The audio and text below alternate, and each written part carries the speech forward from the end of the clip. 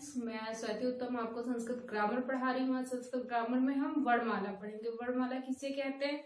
वर्णों के एक समूह को कहते हैं। व्यवस्थित जो समूह होता है वो हमारा वर्णमाला कहलाता है।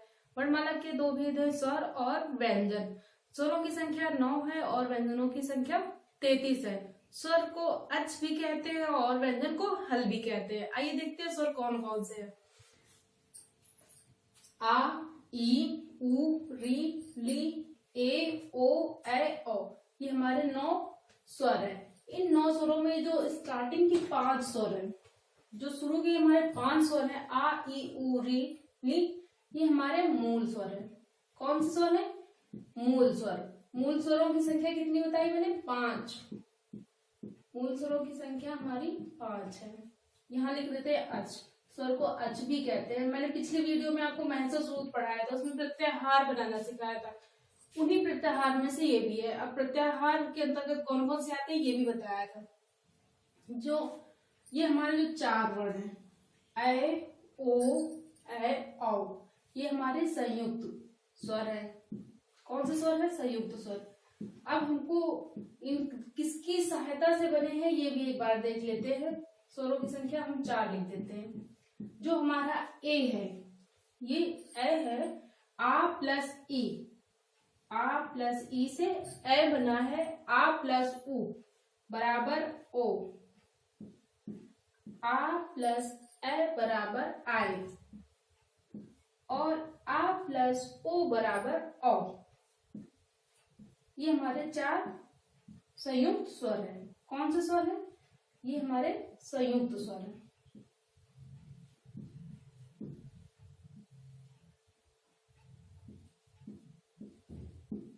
ये हमारे चारों संयुक्त स्वर है। अब इतने पता होगा, जब किसी सब्जेक्ट से हम जोड़ के पढ़ते हैं ना, हिंदी में हमारे मूल स्वर कितने हैं? 4 और संस्कृत में कितने हैं?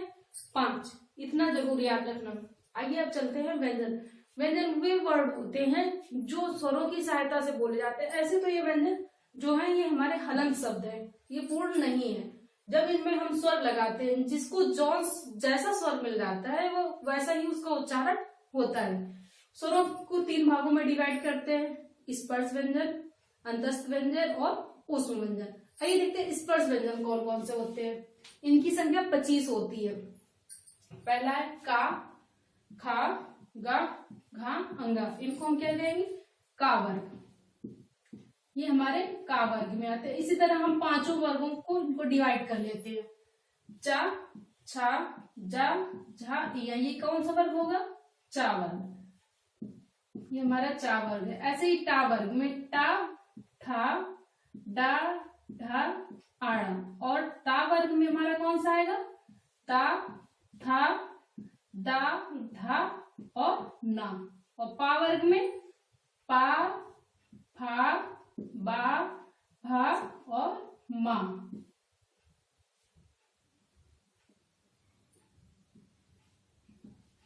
ये हमारे कौन से हो गए? ये हमारे 25 वर्ण हैं। 25 कौन से? स्पर्श व्यंजन, स्पर्श वर्ण। इनको एक दूसरा नाम भी दिया गया है, इनको उदित वर्ण भी कहते हैं, याद रखिएगा। कौन सा वर्ण? उदित वर्ण या उदित व्यंजन। जैसे आप याद कर पाए वैसे याद कर लीजिएगा। ये हमारे 5 वर्ग हो गए। 5 में 25 इस वर्ष में व्यंजन हो गए। अब आइए देखते हैं अंतस्थ व्यंजन कौन से होते हैं। या, रा, ला और बा, ये अंतस्थ व्यंजन होते हैं। ये ना तो स्वर में होते हैं और ना व्यंजन में होते हैं, उन्हें हम अंतस्थ व्यंजन कहते हैं।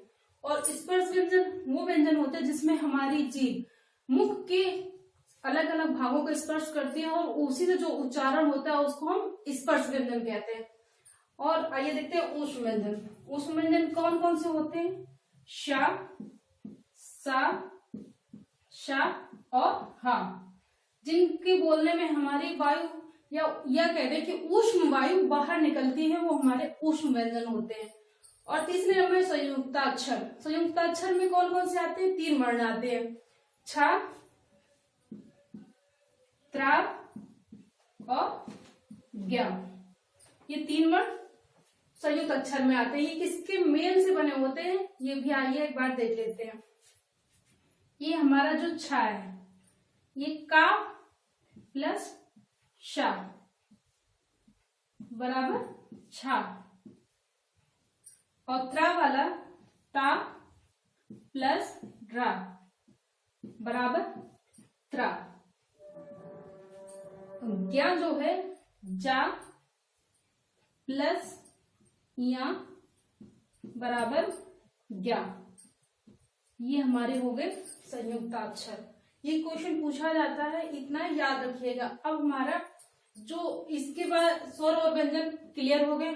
अब हम आइए देखते हैं अयोग वाक्य। 4 भेद हो गए, अब उसको आइए हम लोग विस्तार से देख लेते हैं। पहले नंबर में कौन सा था? अनुस्वार। अनुस्वार में अंक ये जो ऊपर ये बिंदी लगी है इसे हम अनुस्वार कहते हैं। या हम इसकी एक्सप्लेन कर ले, जो नासिका से, जिनका उच्चारण नासिका से होता है वो हमारे अनुस्वार होते हैं। ये हमारा अनुस्वार किस में आता है? अयोग वाक्य में आता है। दूसरे नंबर में हमारा क्या है? विसर्ग। ये आहा, आहा में इसका विसर्ग आहा हा निकलता है, जो हम वहां हमारा ये जो 2 बिंदियां लगी है ये हमारी विसर्ग होती है। इतना तो सभी को पता होगा। अंक और आहार ये हमारे अयोग भाव में आते हैं, क्योंकि हिंदी में भी आते हैं। अब आगे बढ़ते हैं अर्ध विसर्ग क्या होते हैं। तीसरे नंबर में हमारा है अर्ध विसर्ग, क्योंकि संस्कृत और हिंदी दोनों को मिला के पढ़ेंगे तो हमारा कंफ्यूजन दूर हो जाएगा, क्योंकि हिंदी में हमने केवल 2 ही पढ़े हैं, अनुस्वार और विसर्ग अयोग भाव में आते हैं। अब अर्ध विसर्ग क्या होते हैं? ये अर्ध विसर्ग 2 प्रकार के होते हैं। एक होता है जिहा मूली और दूसरा होता है उपदमानी मूली।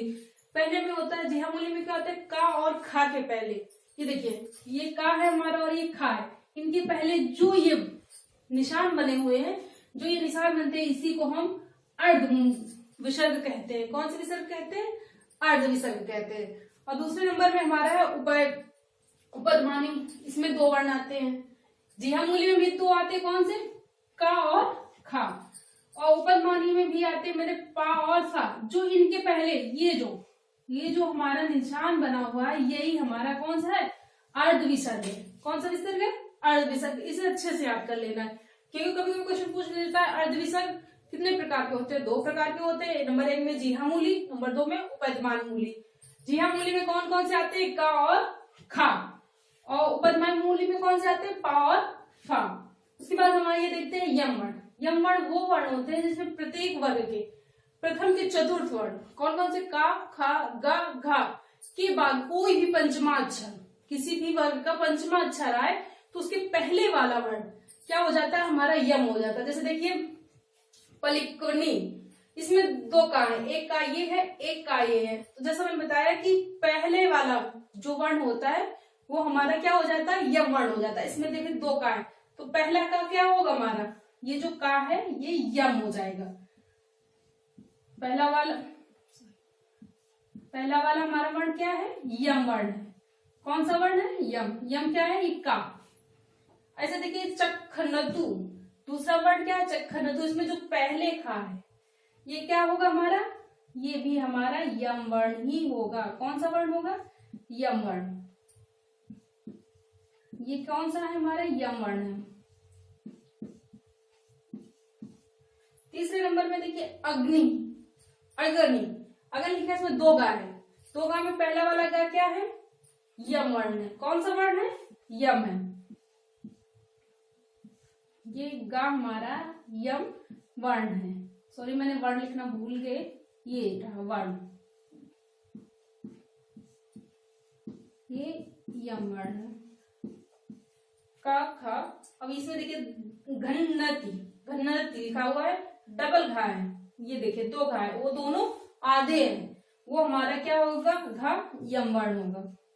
इसकी एक खासियत है, इसमें जो भी वर्ण आएगा दोनों वर्ण आधे होंगे, उसके बाद कोई भी पंचमा अक्षर होगा।